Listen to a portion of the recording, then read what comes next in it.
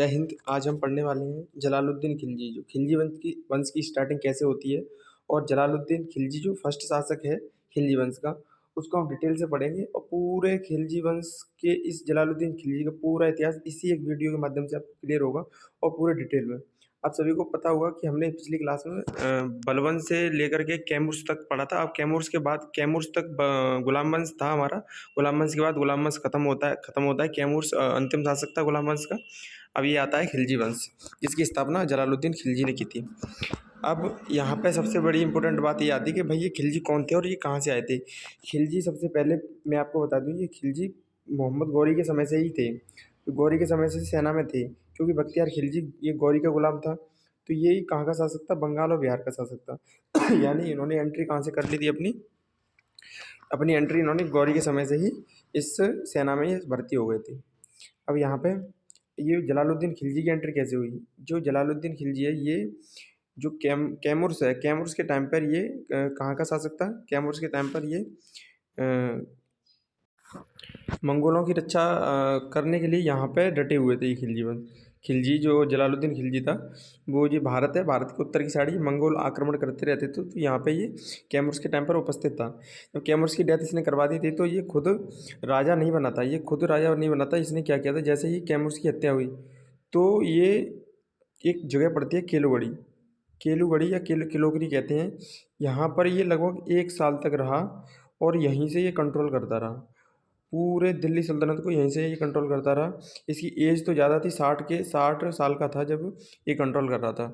और जो कैमूर्स की इसने हत्या करवाई, तब ये केलूगढ़ी में था। 1 वर्ष तक वहीं से ये इसने कंट्रोल किया। अब वहीं से कंट्रोल किया तो क्या हुआ था, जैसे आपको पता होगा बलवन, जो बलवन था, बलवन अपने आप में बहुत ही क्रूर शासक था। न्यायप्रिय, वैसे न्यायप्रिय तो था, लेकिन बहुत ही उद्दंडता से दंड देता था वो। तो उस टाइम पे जब वो बलवन था, बलवन के टाइम पर ऐसा बताया जाता है कि वो निम्न वर्ग के जो लोग थे, गरीब जो लोग थे, उनसे वो बहुत नफरत करता था।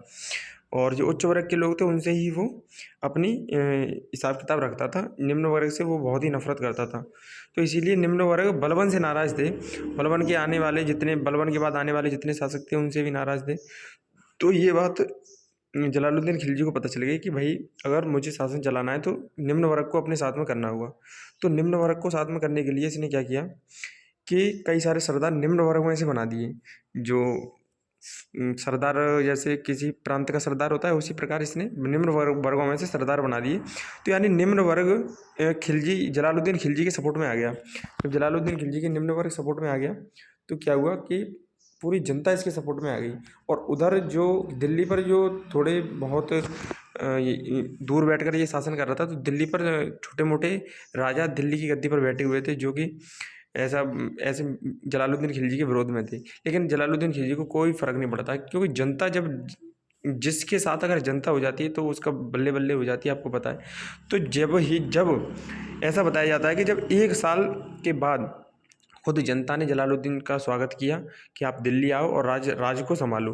तो जब जैसे ही जनता ने इसको बुलाया तो ये आया, और इसने, ऐसा बताया जाता है कि जब जो कैमूर्स की गद्दी थी उसके बगल में ये अपनी गद्दी डाल करके इसने शासन किया। और ऐसा बताया जाता है कि एक तो जो फ़खरुद्दीन है, बलबन के टाइम पर था, उसको इसने कहा कि भाई तुम ऐसा करो, अगर तुमको राजा बनना है तो तुम बन जाओ फ़खरुद्दीन को। फ़खरुद्दीन ने कहा बेटा एक बड़ा चालाक है, सारी जनता इसके सपोर्ट में है, और अगर मैं राजा बन गया तो मेरी मौत तो तय है, ये इसने कहा। वो राजा नहीं बना। और भी कई सारे जो शासक थे उनको इसने जलालुद्दीन ने ऑफर दिया, लेकिन सभी ने ठुकरा दिया, और अंत में राजा कौन बन गया? जलालुद्दीन अच्छा राजा बन गया वहाँ पर। ठीक है, इतनी बात क्लियर। बलबन की गद्दी पर नहीं बैठा, ये मैंने बताया। बलबन की गद्दी के बगल में एक गद्दी इसने बिछवाई और वहाँ पर बैठा था ये।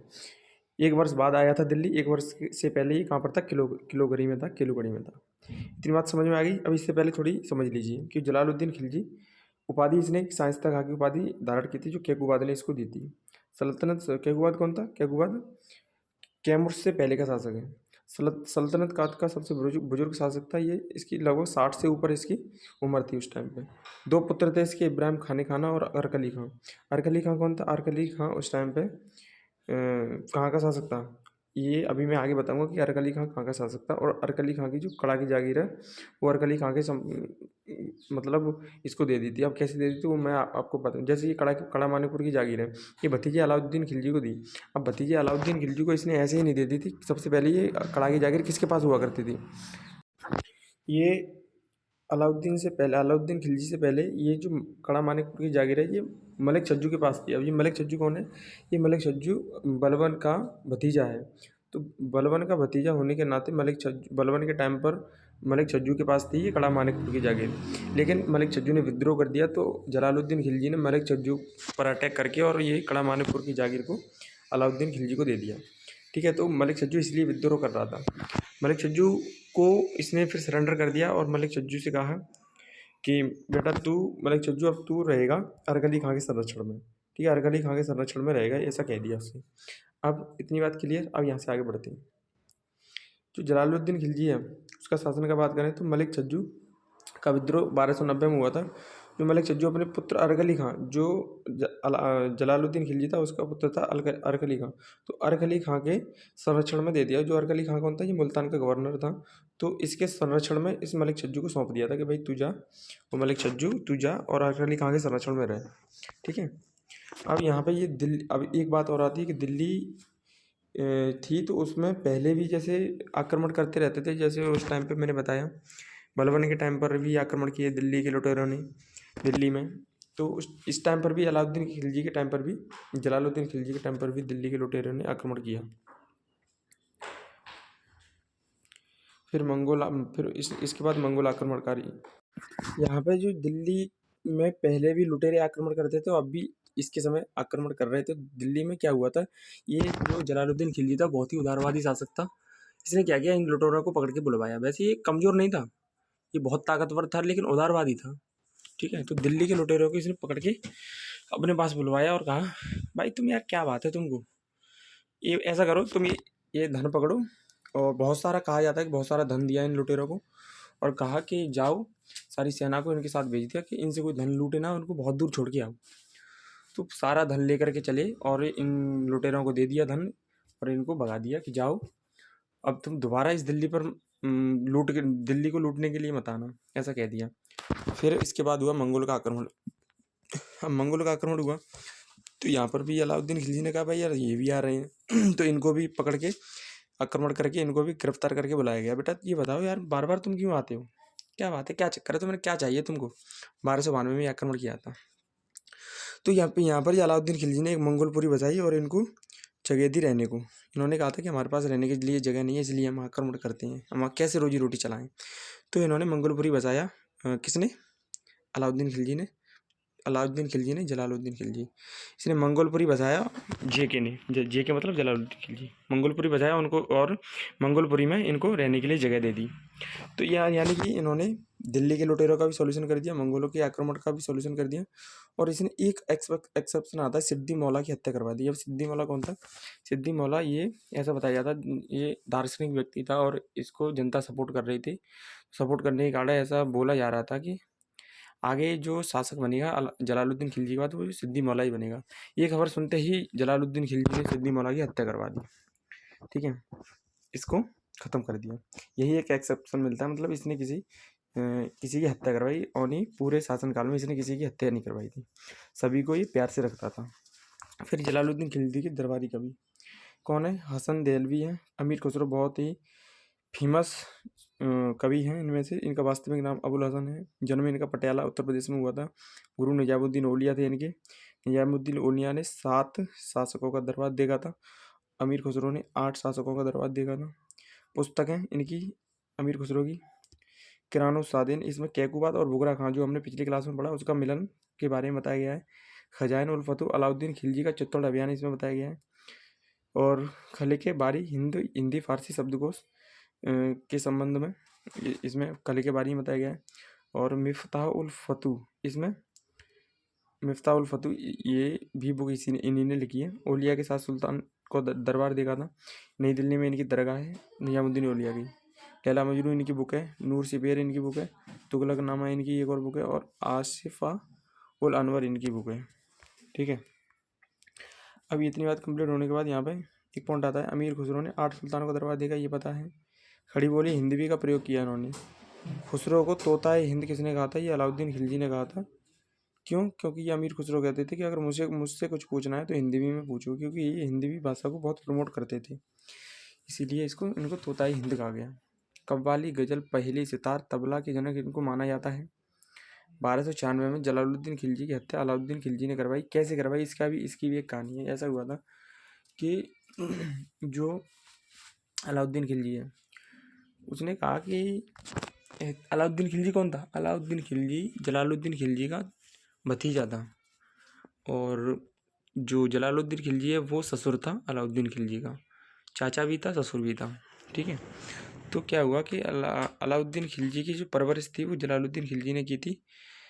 इस टाइम पे जलालुद्दीन खिलजी उदार वैसा क्रूर शासक था, और जलालुद्दीन खिलजी अच्छा शासक था, और जो अलाउद्दीन खिलजी था वो बहुत ही क्रूर शासक था। उसने कहा कि बेटा ऐसे शासक तो नहीं चलेगा, क्योंकि ये हर कोई आता है इससे लड़ने के लिए तो उसको धन दे देता है, उसको ज़मीन दे देता है, और अलाउद्दीन ऐसा नहीं चाहता था। तो इसने क्या किया कि इसने एक योजना बनाई और कहा कि जलालुद्दीन खिलजी को गद्दी से हटाने के लिए मुझे धन की आवश्यकता है।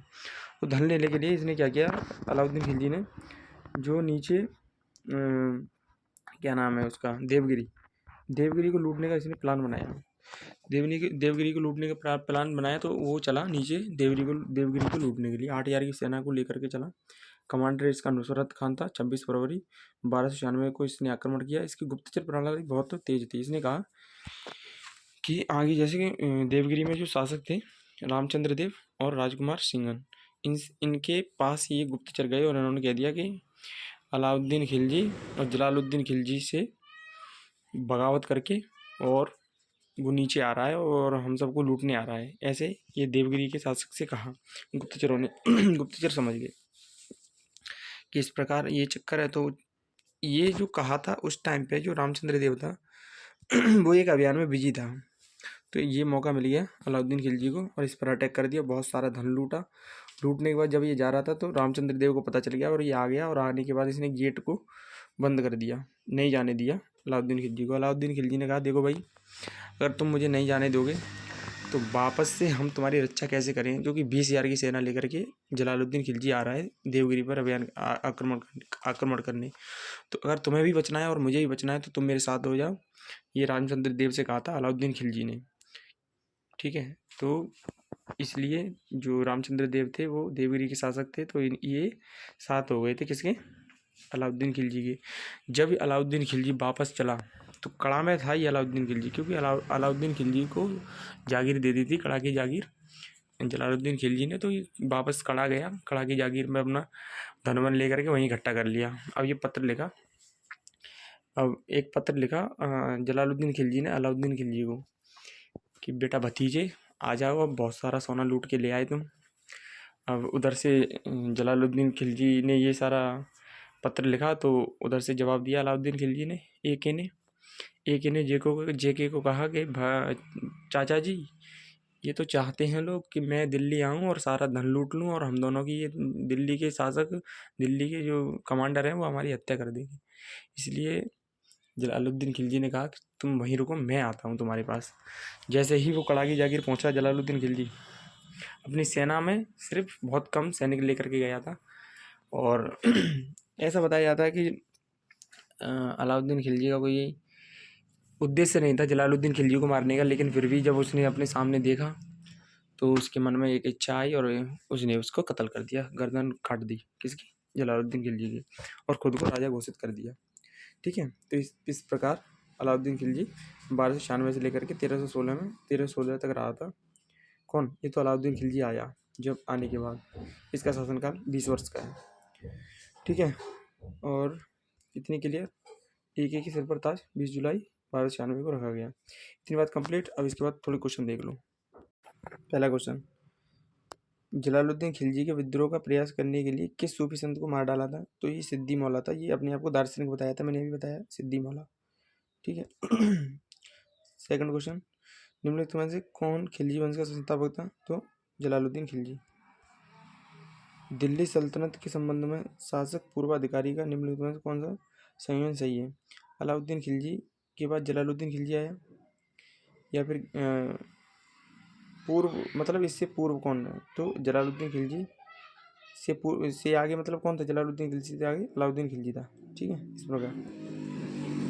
इसके बाद अलाउद्दीन खिलजी ने किन वर्षों में सुल्तान के रूप में शासन किया? 1296 से 1316 तक, 20 वर्ष तक। ठीक है। अमीर खुसरो के बारे में सही तथ्य कौन से हैं? उनका जन्म पटियाला में हुआ, सही हुआ। पटियाला में हुआ था, कहाँ हुआ था? अभी मैंने बताया आपको। वे निजामुद्दीन औलिया के शिष्य थे, सही बात है। वे ईरान और भारत की फारसी लिखने वाले चोटी के कवियों में एक थे। उन्होंने कहा था कि मैं हिंदुस्तानी की तूती हूँ और मुझे कुछ पूछना हो तो फारसी में पूछो। फारसी में नहीं, हिंदी में कहा था। नीचे दिए गए विकल्पों से बी और सी सही है, बस बी और सी, ये भी गलत है। निम्नलिखित में से किस रचना में अमीर खुसरो ने चित्तौड़ पर अलाउद्दीन खिलजी आक्रमण का वर्णन किया? किसने किया है? किसमें किया है?